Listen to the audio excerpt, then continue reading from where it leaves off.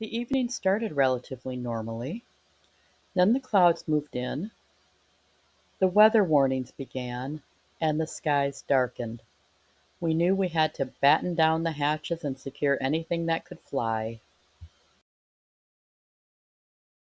Places to relax on the farm.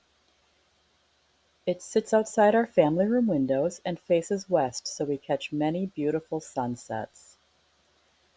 The pillow that's on it says, "This is our happy place." However, in a storm, that canopy, which doesn't provide much shade from the western sun, would become a sail in the western winds.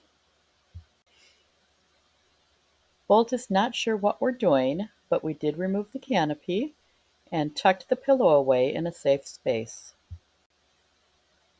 I love my herb ladder, however I did not fasten down the pots this year. It's just gravity holding them in place. The pots were all moved to the ground to keep them from flying away or smashing on the concrete.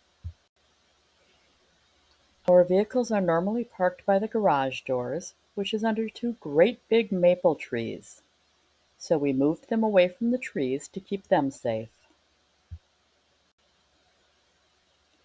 Even Bolt's bed was turned upside down so it didn't catch wind underneath it. He's very confused by this.